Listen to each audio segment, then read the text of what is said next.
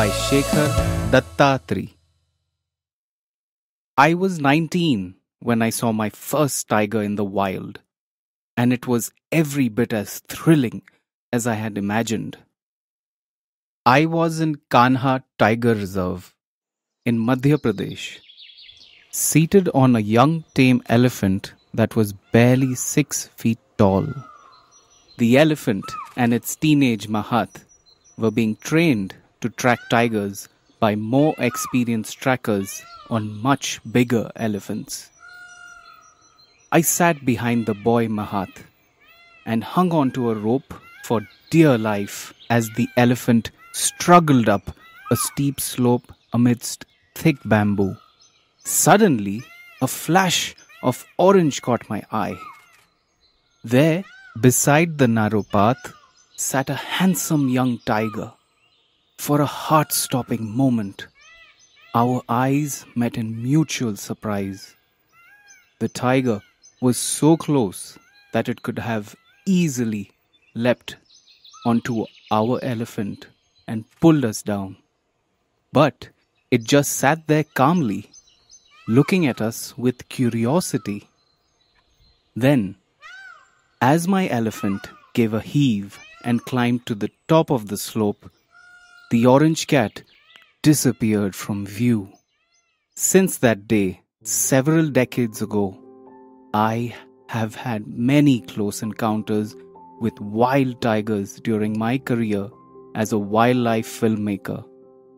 But that first glimpse will always remain special. Despite its status as our national animal, the tiger is highly endangered, and less than 2,000 survive in our forests. According to Dr. Ullas Karanth, a leading tiger expert, India's forests can easily support 3,000 more tigers if we do the right things. This requires understanding what tigers need in order to survive and taking determined steps to remove the threats they face. Most of us are aware that tiger poaching is a major threat.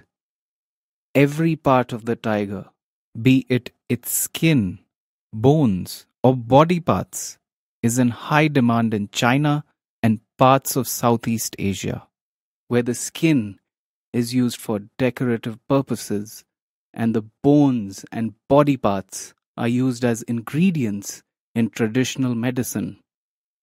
Although there is no evidence of the efficacy of tiger products in treating illnesses, deep-rooted superstitious beliefs fuel the increasing demand. With tigers having been driven to extinction in most other Asian countries, our national parks and sanctuaries have become the main target of poachers. Two other factors worsen the impact of tiger poaching: habitat destruction and the poaching of prey animals. Several hundred years ago, most of India was clothed in forests, and tens of thousands of tigers roamed the length and breadth of the country. But as the human population increased and agriculture expanded, forests were felled to such an extent that today tigers are confined to the green islands we call national parks and sanctuaries. Another threat, and one that often goes unnoticed, is the rampant poaching of prey animals by people living around our nature reserves. Using a variety of methods, including snares, traps, guns, arrows, and poison, huge numbers of deer, birds, and other animals are illegally hunted by people for meat. When prey becomes scarce in the forest due to hunting, it affects the tiger population. A tigress that can raise 4 cubs in a forest with abundant prey may not be able to raise even 1 cub successfully in a forest where prey is scarce.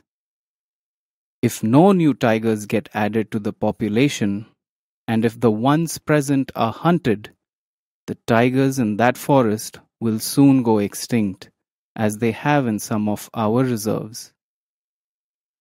Does this mean that the situation is hopeless? The answer is no. In some of our reserves, like Kaziranga in Assam, Corbett in Uttarakhand, and Nagarhole in Karnataka, good protection measures have resulted in thriving tiger populations.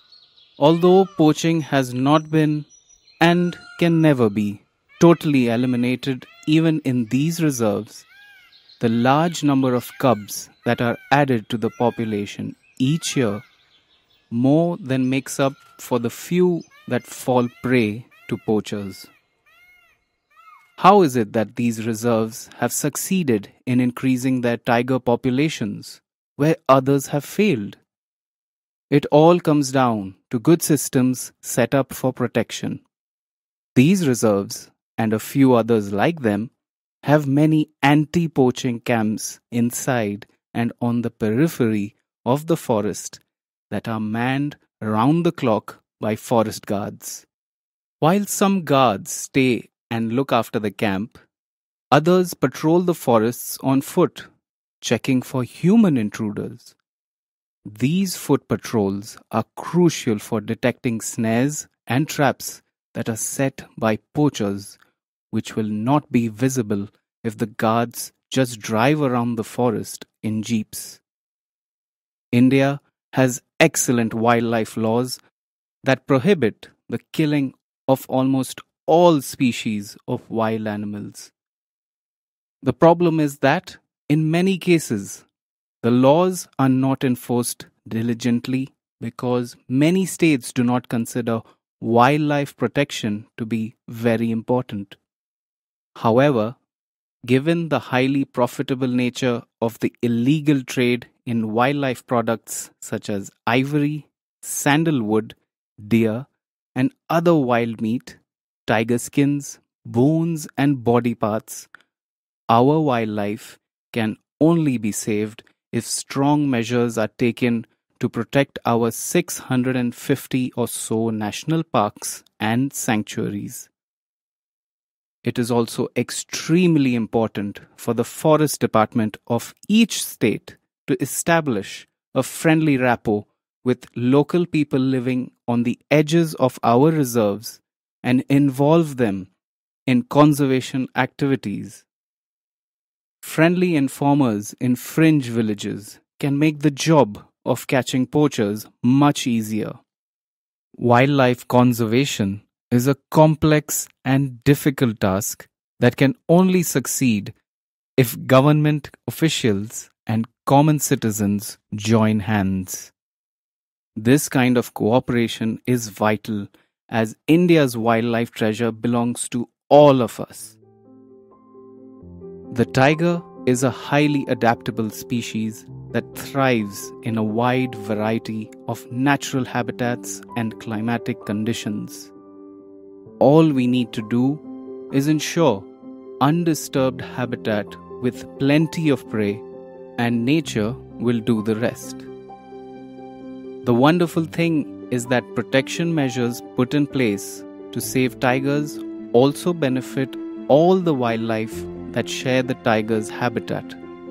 And saving the tiger's habitat benefits all of us because over 300 rivers originate from forests that are now protected in the name of the tiger.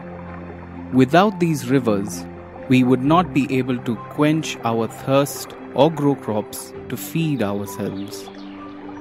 The tiger is a magnificent symbol of our country, and all over the world, India is known as the land of the tiger. Our planet will be a poorer place if this precious gift of nature disappears forever. Saving the tiger is entirely in our hands, and we can do it. We can save the tiger.